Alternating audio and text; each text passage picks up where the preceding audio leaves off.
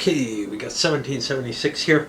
First things first, I'm going to try not to duplicate too much of what I said in the wrap for this one. I went into a lot of details. I'll try to get the main takeaways out of my thoughts there, but if you really want to understand some of the reasons for what I say, I think I'd suggest looking at the final playthrough of the wrap. It's probably the last 15 minutes or so of it. Okay. So, as I said in the intro, this is a game that never really hit for me. And I suspect a lot of that has to do with a couple of different things. First of all, the components. The graphical presentation of the map is unattractive to me. The coloring, I don't know, it looks like outdoor survival, death in the woods. A couple of other things, the standard kind of Avalon Hill terrain effects chart, again, not on this kind of, I don't know. It's got portions of the map on it, and the map's so hideous to me that it always affects me. The Avalon Hill counters, even, I've never liked them that much. Side mounters, kind of, they look less precise than the SPI counters always did. But also, the presentation of this was because of all the green on the map and no forests at all. What's up with that? Ended up, I guess everything's forested, right? I don't know about that. It ended up seeming so much less than, say, War and Peace's map or Third Reich's map, which in their time period looked very pretty to me. Not quite as pretty as maybe the best of the SPI maps, which were a little bit more muted. But this is just, it's got this very childish artwork on it, essentially, and as though somebody without a great deal of graphic skill put it together. Other things that detracted for me were the tactical matrix cards, the requirement that you use them. Although, when I look at it, I say, there's no reason I can't use the basic game combat results table with the advanced game rules. And that would actually solve some of the solo playability thing. I never like playing games of Rochambeau, even if he's in the game, or rock, paper, scissors, and that's what this so much comes down to. It is kind of important in terms of allowing one side to withdraw or the other. And that's kind of a neat facet to it, but it ends up, okay, is he going to go for the withdraw or not this time? Or does it even matter to me? Do I just want to make sure he doesn't get away with the withdraw, so I'm going to frontal assault every time? Because frontal assault not only gives a huge bonus against withdrawal, but it doesn't let you out of the battle. And that's the big thing, is letting somebody out of the battle. Okay, so the actual playthrough, though, and especially if I take into account that I was screwing up, perhaps intentionally, a roll, it actually seems remarkably good as a simulation to me. And that's, I guess, the shock to me. I've played this before. It's always come across kind of dull, without the leaders, which I don't think add a hell of a lot, without without all kind of special political rules and this, that, and the other. But the truth of the matter is, the counterinsurgency is handled very nicely by a combination of these little troop production charts and what is required for British control. That it gives a real good feel for the era. And when you try to play historical choices, like trying to dominate in the Northeast, and there's good reason to try, you're left with similar to historical results.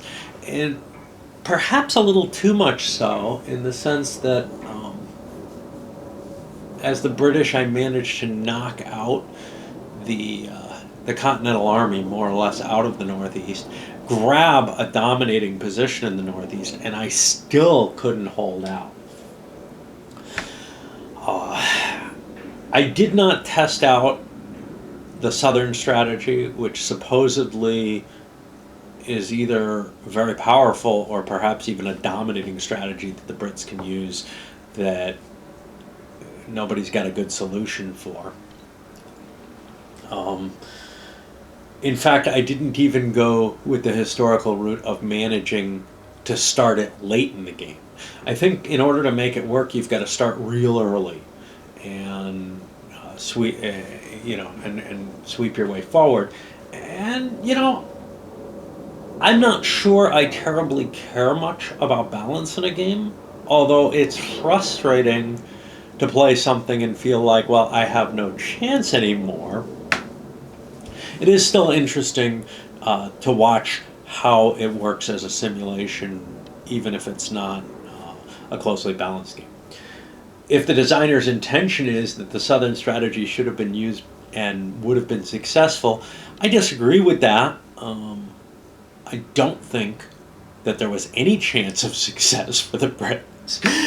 But in terms of a victory in the game, it might just be that the designer could think that that's the best strategy by far, and that there's a reason you have, Howe trying to work in the Northeast, and then later leaders working to the South, and especially once Cornwallis takes over and starts handling things. The scenarios may... So here's the thing. I think that the counterinsurgency, the strategic game, captures something very interesting. Whether it succeeds in unbalancing the game, I don't know. I haven't played this enough. It kind of fell out of favor with me pretty quickly, even though I was excited by it. The reason it fell out of flavor, part of it is that it doesn't have a lot of flavor. out of favor is that it doesn't have a lot of flavor, in the sense that there's not a lot of that kind of chromy detail in it.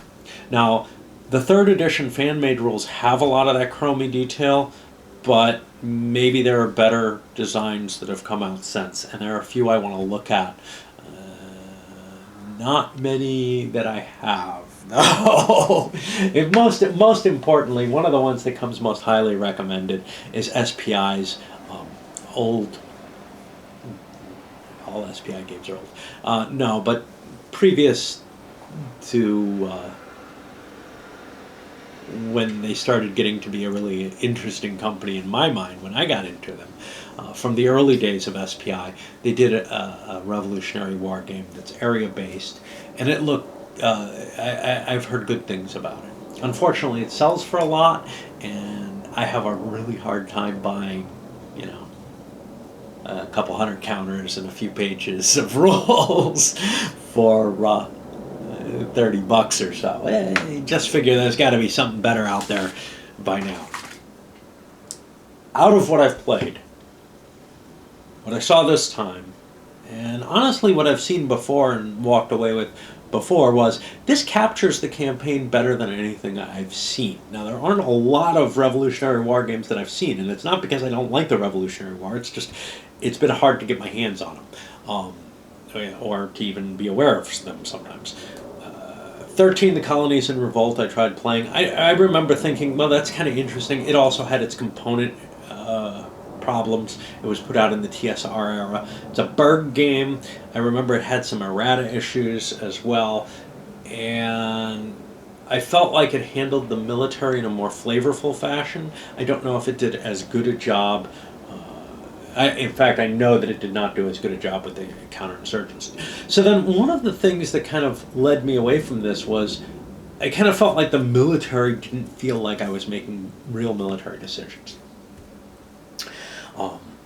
And in the playthrough I had here, where, because perhaps the supply rules, the way I cheated them, I had too many pitched battles. Well, that's my own fault. But there's something about the way you play this game in terms of it being very geometrically based. Where, oh look, this hex is the exact one I need to be in. Feels the same way as Afrika Korps in this sense. And you might ask, well, why do you like Afrika Korps and you don't like the movement combat type arrangements in this? Well, Afrika Korps is a much shorter investment in time. Now, there are scenarios in this, but those don't really attract me in the same way. I mean, for whatever reason, the North Africa campaign attracts me in weird ways that are hard for me to explain, or maybe I'm willing to accept that level of simplicity in it. But, it's not just simplicity, it's almost a chess-like attitude in terms of, oh, I got to put this piece here because it projects, influence in this direction where it can reach, but it also heads out this way, and I'm exactly in the right location for that. And I've never liked that kind of game. Never. I like things to be kind of interdependent in a much more natural sort of form. Like, when I'm playing a tactical game, obviously, oh look, I've got my formation spread out and holding a line in a certain position. So in some ways, maybe the decision to move to area-based or point-to-point, as some of the more recent games have done, is one that appeals to me better than trying to handle this on a hex geometry where you can really optimize the location that you want your pieces to be in. On the other hand, when I start to take into account the rule difference that I made, this does really capture some of the operational nature of the American Revolution kind of nicely, even if it's got that kind of obnoxious trait of being a little too chess-like, a little too certain. And you take away a lot of that certitude by playing with the advanced rules with the forced marches. But if you play the rules correctly, those forced marches aren't as powerful as they were in my game. So the way that it kind of represents things nicely is the Americans are kind of constantly picking off a lone British unit somewhere and trying to put themselves in a place where they can't get injured themselves. But the Brits have to spread out to hold the territory that they need to garrison, essentially. And that just has a certain feel to it that's very nice. Once they completely dominate a region, they kind of shut down the insurgency completely. They quiet. They pacify the revolt in that area. It's not like they've changed anyone's minds. It's just that it's no longer possible to mount a military unit of any significance if, all the key population centers are under garrison by an enemy force. And that works nicely in conjunction with the actual the way the movement works. The naval rules allow the Brits to slide around along the coastline and deliver what may be the key thing, supply and artillery, to specific locations but along the coast. But also, it does give them the ability to just shift theater and say, okay, that's it. Overall, I'm pretty happy with what I've seen of it this time. But I still have kind of this nagging, it could be more fun, It could be not. Take away the damn tactical cards, and that would add a lot for me. A more complex combat system without the stupid tactical cards. Something like Europa Universalis has, or La Grande Guerre. Yeah, this isn't that kind of game, but you see where I'm going with this. And I don't see those 3rd edition rules changing the core of the movement and combat system, and that's really where this game kind of gives me the blahs, and I don't want to add more detail to that framework. That's the whole thing. But if you already like this, and maybe there are balance problems because of the Southern strategy or whatever, it's probably worth looking into those. So yeah, I've got mixed feelings on it. I'm going to up my rating a little bit because I am more. I hold the game in greater respect than I did before. I used to always kind of look at it as, it wasn't much fun, and I don't believe it's all that historically accurate. Well, I didn't really think too hard about the historical accuracy or why I don't really like it. What it comes to is it's not terribly detailed, but I think it is fairly historical accurate on the campaign. And it's really just a matter of it plays strongly against my tastes, which is, and it's not like I didn't have fun with this. And maybe I could tinker it, play with the basic combat rules, whatever, to find something in it. Now, I played with the leader rules, and I go into them in some detail in the wrap. I'll just say one thing. I don't think they're worth it overall. They add a lot of clumsiness, way too many counters to the game. The game doesn't have, off-map boxes to hold pieces and stuff. So it doesn't really have the support functionality to handle all those extra counters. The game's got big enough stacks as it is. But there's one leader counter who has a great deal of influence on the game, and that's Washington. And the thing that I'm considering is maybe just add a Washington counter.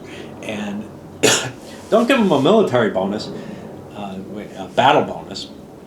Just give him that ability to withdraw from combat after 2 rounds. I think that does something really interesting. And I think that something really interesting kind of screws with the possibility of the Southern strategy, because Washington is actually capable of going forward with a big force, picking off hurting an equal-sized British force, killing off some British regulars, and then he can fade away under the right circumstances. But not having tried the Southern strategy, I can't be sure. The rest of the leaders just really don't improve the play of the game terribly much. They become a detail that is hard to bring to bear in areas where you don't have your main forces already.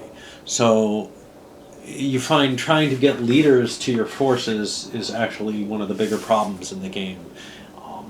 I had one instance in the whole game where I didn't have enough leaders with my main force to be able to move it, and that was right towards the end after the French came, and I lost a couple of leaders there. Anyway, I'm more impressed than I was at the beginning. Somewhat inclined to try it again, but no way I'm going to do that right away. So who knows? And I think I've refined my view on it significantly, which is to say, I see a historical validity to the point that's being made here. Now, if it's true that the game's unbalanced completely in favor of the British, if they do, a given strategy, that's going to affect things for a lot of people, because it is a competitive game, that chess-like feel, the tactical card play, all that. Maybe not the tactical card play. I don't know what that is. I don't know who that appeals to. There's some people who are into the excitement of it, and I have to say it doesn't bother me as much in Empires and Arms as it does in most games. But these silly little luck extenders that kind of drag out the luck elements, I don't like them. Give it to me on one die roll if I have to. Let's resolve the combat as quickly as we can with the real decisions. The chart also looks like it's got an error on it in terms of if I enfilade you and you refuse that flank, the guy enfilading gets the bonus. What's up with that? I don't know. That makes no sense. I am assuming maybe there's a errata somewhere, but I didn't see it. Alrighty. Anyway, those are my brief views. Yeah, that's about as brief as I get. Just, don't bother with me if you want short and succinct. on how the game operates, and you know, well, not how it operates, but how it kind of affected me this time and my impressions on it. So better than I expected. Send it up.